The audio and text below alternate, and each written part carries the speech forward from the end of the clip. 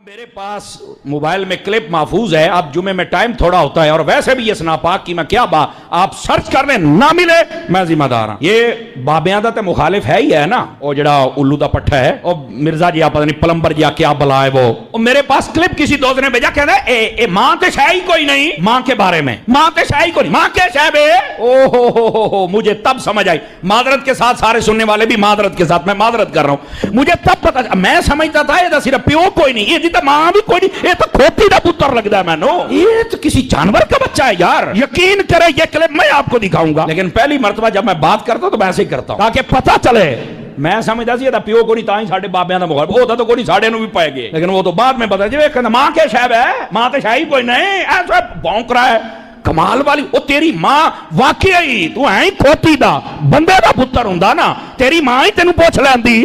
پہلے بزرگاں دا مخالف بنیا ہن تو مینوں پے گیا. آپ کو یہ نہ کہے کہ یہاں قادری صاحب آپ نے تھوڑا سا نا یہ اس کو کتی کہا ہے اور کھوتی دا بچہ کہا. میں کہ وہ آپ مندہ ہی نہیں مانوں میں کراں کی دا سنا. گھر والے سارے سنی ہیں, میں رفع الدین سے نماز پڑھوں تو مرا کرتے ہیں. ایک اڑے سنی نے ٹنی لکھو نا نا نا نا سنی کی تو سنی وہ ہوگا جو بخاری مسلم کے اوپر عمل کرے گا, قرآن پہ عمل کرے گا, یا سنی وہ ہوگا جو اپنے بابوں کی تعلیمات پہ عمل کرے گا. اور پھر سنی بھی کون سے, ہاں حنفی دیوبندی سنی یا حنفی بریلوی سنی یا وہابی اہل حدیث سنی, کیونکہ آج تو وہابی بھی میرے چکر میں آ کے کہہ رہے ہیں نا اہل سنت میں یہ گھسے ہوئے رافضی. وہابیوں نے بھی توفیق ہوگی جو سنی کہنے دی اپنے آپ کو. سنی وہ ہوگا جو سنت پہ چلنے والا ہوگا, اہل سنت کے منہج پہ ہوگا. یہ کون سے سنی ہے, سنی نہ لکھا کریں حنفی بریلوی یا حنفی دیوبندی یا وہابی سلفی. سنی نہیں, سنی ہوگا جو سنت کے مطابق چلے گا. تو سنت اور رفع الدین کے ساتھ ہے, نماز پڑھنے سے منع کرتے ہیں, سختی کرتے ہیں, تو ایسے میں ان کی نافرمانی تو نہیں ہوگی. اور مجھے کیا کرنا ہے, ان کی نافرمانی کیا ہوگی, نافرمانی تو اللہ کی ہوگی اگر آپ رفع الدین چھوڑیں گے. بخاری مسلم حدیث ہے, مولا علی الاسلام کہتے ہیں نبی الاسلام نے انصار مدینہ میں سے ایک شخص کو ایک لشکر کا امیر بنا کے بھیجا. راستے میں اسے غصہ آ گیا اپنے ساتھیوں پہ, تو انہیں حکم دیا کہ آگ کا ایک بہت بڑا الاؤ جلاؤ. جب وہ بھڑک اٹھا تو اس نے کہا کہ میں تمہیں حکم دیتا ہوں, میں تمہارا امیر ہوں, میری اطاعت رسول اللہ کی اطاعت اور رسول اللہ کی اطاعت اللہ کی اطاعت ہے, تم اس آگ میں کودو. تو وہ کوئی حنفی تو نہیں تھے جو امام کی تقلید کرتے, اور امام کون تھا, صحابی. انہوں نے کہا ہم یہ تیرا کہنا نہیں مانیں گے, ہم آگ سے بچنے کے لیے ہی تو رسول اللہ کے دامن کرم میں آئے تھے, اور تو ہمیں آگ میں کودنے کو کہہ رہا ہے, ہم تیری یہ بات نہیں مانیں گے. بعد میں واپسی پہ نبی الاسلام کو جب یہ شکایت لگائی گی, آپ نے فرمایا اگر تم اپنے امیر کا حکم مان لیتے یعنی تقلید کر لیتے, قرآن و سنت کے دلائل دیکھے بغیر آنکھیں بند کر کے بزرگان دین کے پیچھے چلتے, علماء سے پوچھ کے چلتے. اور علماء کون, صحابی انصاری. کون جسے حضور نے امیر لگایا, حضور کہہ رہے میرے لگائے ہوئے امیر کی بات بھی قرآن و سنت کے خلاف ہو تو نہیں لو, نواں مسئلہ نکلا ہے. تو امام دے شاہی کوئی نہیں, اس انصاری صحابی جیسا ہے ہی کوئی نہیں, تیرے امام تھے شاہی کوئی نہیں. نبی اسلام فرمایا اگر تم میرے اس امیر کی بات مان لیتے تو سیدھے جہنم کی آگ میں جا کے نکلتے. اور پھر آپ نے فرمایا کہ مخلوق کی اطاعت صرف معروف میں ہے, منکر میں نہیں. اللہ کی معصیت میں, اللہ کی نافرمانی میں مخلوق کی اطاعت نہیں ہے. یہاں بولے بن کے لوگ پوچھ رہے ہیں جی میری ماں کہہ رہی ہے میں دودھ نہیں بخشاں گی تو میں داڑھی رکھ لوں. ابو منع کرتے ہیں تو میں نکاب کیوں کروں, اچھا رشتہ نہیں ملے گا. تیرے ابے نے تم رشتہ بھی لاب کے دینا ہے نا, وہ بھی پتہ لگ جائے گا. اللہ کے ساتھ لوگ لگائیں. دوسری طرف تو بچپن سے آپ کو حدیث رٹائی جاتی ہے بخاری مسلم کی کہ تم میں سے کوئی شخص مؤمن ہی نہیں ہو سکتا جب تک کہ میں اسے اس کے ماں باپ اولاد سب لوگوں سے بڑھ کے عزیز نہ ہو جاؤں. اس کے بعد ہمیں کوئی پرچی لکھ کے بیچے کہ میں ابو کی بات مانوں یا رسول اللہ کی بات مانوں صلی اللہ علیہ وآلہ وسلم. میرا خیال ہے یہ 295C ان ابوں کے اوپر کٹنی چاہیے. انہیں کہیں کہ آپ رسول اللہ کے حکم کے خلاف ہمیں چلا رہے ہیں. اصل گستاخ وہ ہے جو آپ کو رسول اللہ کی نافرمانی کا کہے. جی قرآن میں خواہش نفس کی پیروی کو کہا گیا شرک. افرائیت من اتخذ الہہ ہوا, سورۃ الجاثیہ میں. اور سورہ یاسین میں ہے اہل جہنم کے بارے میں کہ اللہ تعالیٰ سے فرمائے گا کیا میں نے تمہیں حکم نہیں دیا تھا کہ شیطان کی عبادت نہیں کرنی. تو شیطان کی عبادت کون کرتا ہے, ایک چھوٹا سا فرقہ ہے سیٹنزم پہ چل رہا ہے جو پیورلی شیطان کی عبادت کرتا ہے. لیکن اللہ تعالیٰ تمام فاسقین کو کافروں کہہ رہے تم شیطان کی عبادت کرتے تھے. شیطان کا حکم ماننا اس کی عبادت کرنا ہے, حکم ہی تو اصل میں ماننا ہے. پیغمبر کا بھی جو ہم حکم مانتے ہیں نا وہ اللہ کے اذن کی وجہ سے مانتے ہیں. من یطع الرسول فقد اطاع اللہ. حکم ایک ہی ہستی کا ہے جو قرآن میں ہے کہ حکم نہیں ہے سوائے اللہ کے. پیغمبر تو اس کا ریپرزینٹیٹو ہوتا ہے, پیغمبر شریعت ساز نہیں ہوتا, شارع ہوتا ہے اللہ کے حکم سے شریعت کو بیان کرنے والا. تو یہ ماں باپ جب کہتے ہیں تو انہیں حدیثیں سنایا کریں کہ نبی الاسلام نے منع کیا ہے کہ میرے سے آگے کوئی نہیں. تو بلکہ آپ یہ بھی کہنے کی ضرورت نہیں, اب آپ یہ کہا کریں کہ میرے نبی سا ہے ہی کوئی نہیں. ابا جی تسی تے شاہی کوئی نہیں, ہاں میرے نبی سا ہے ہی کوئی نہیں. ماں جی تسی تے شاہی کوئی نہیں. ٹھیک ہے. آپ یہ اور دیکھ لیں سرکار, یہ نبیوں کا طریقہ ہے یہ بات کرنا. جب تخت بلقیس وہ لے آیا تھا ایک درباری حضرت سلیمان علیہ السلام کا, کوئی فرشتہ تھا یا وقت کا پیغمبر تھا یا ان کا کوئی صحابی تھا, کوئی بھی تھا, اس کے اینڈ پہ تو ہونا چاہیے تھا حضرت سلیمان علیہ السلام کہتے ہیں واہ کیا کمال ہے سبحان اللہ, چاہے تو اشاروں سے اپنے کائی پلٹ دیں دنیا کی. نہیں, حضرت سلیمان علیہ السلام نے کہا ھذا من فضل ربی. اس کی بھی تعریف نہیں کی, اپنی تعریف بھی نہیں کی کہ میری نسبت کی وجہ سے صحیح ملا. ہاں کہا ھذا من فضل ربی, یہ میرے رب کا فضل ہے اور وہ چاہتا ہے کہ مجھے آزمائے کہ میں اس کی شکر گزاری کرتا ہوں یا ناشکری. یہ فرمایا حضرت سلیمان علیہ السلام نے کہ یہ میں دشائی کوئی نہیں. ہائے ہائے ہائے. اور یہی حال ہے حضرت زکریا علیہ السلام نے جب بے موسمی پھل دیکھے سیدہ مریم کے پاس, سورہ آل عمران میں آئے تو کہا یہ مریم کہاں سے ہے؟ انہوں نے کہا یہ اللہ کے پاس ہے. کہنا چاہیے تھا حضور آپ کی مریدنی ہو اور آپ تو وہ پیر ہیں جن کو اللہ نے میرا پیر بنایا ہے. خالو بھی تھے, پیر بھی تھے, مرشد بھی تھے. یار اس سے کوئی بہتر موقع تھا کہ سیدہ مریم کہتی کہ میں آپ کی اسٹوڈنٹ ہوں, یہ سارا آپ کا فیض ہے. ان کا ھذا من فضل ربی, ہائے ہائے ہائے, یہ میرے رب کے پاس سے آئے ہیں.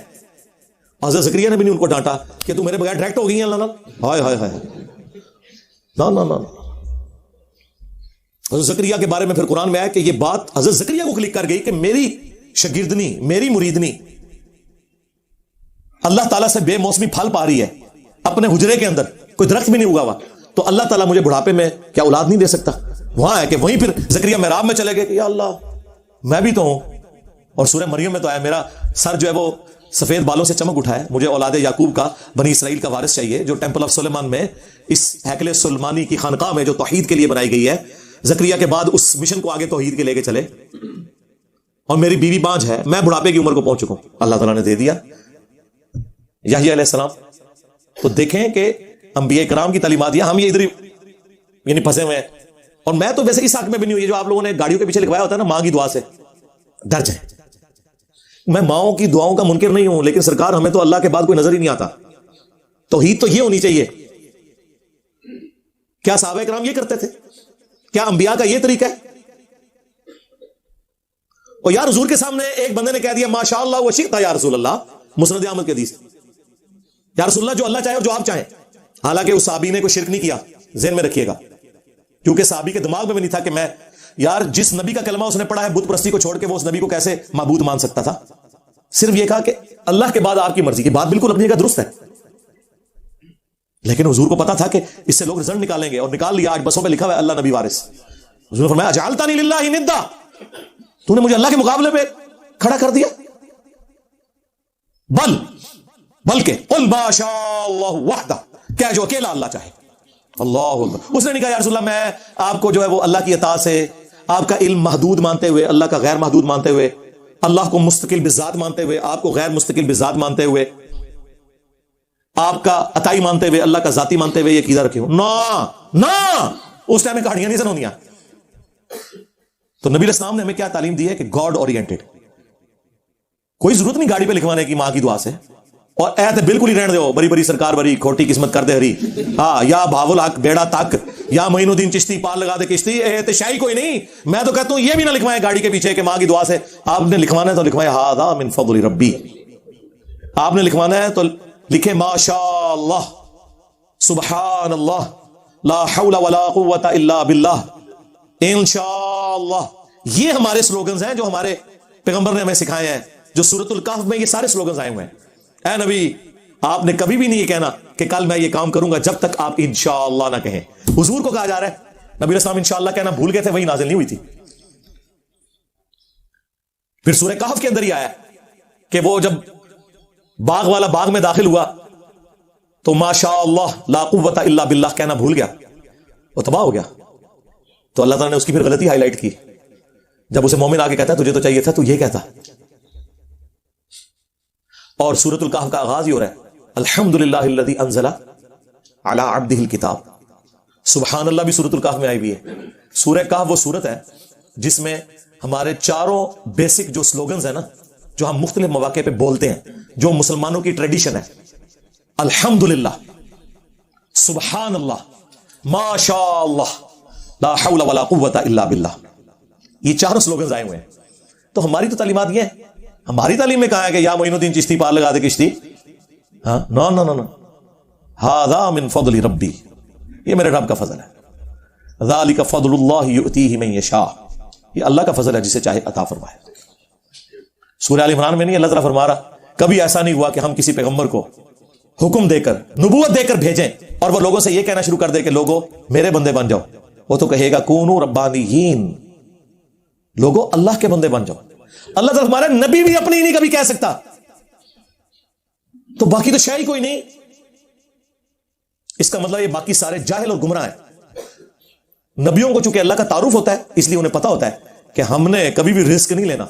इसलिए अल्लाह ने फरमाया ना, ईसा इब्न मरियम कभी और महसूस नहीं करेंगे कि उन्हें अल्लाह का बंदा कहा जाए, और ना कोई मुकर्रब फरिश्ता, सूरह अन-निसा। और फिर अल्लाह ताला ने इसको यहां पे खत्म नहीं किया। अल्लाह ने फरमाया अगर कोई पैगंबर या कोई मुकर्रब फरिश्ता ये और महसूस करे कि वो अल्लाह का बंदा है, क़यामत के दिन हम जमा कर लेंगे और नाफरमानों को आग में झोंकेंगे, अजाब देंगे। हालांकि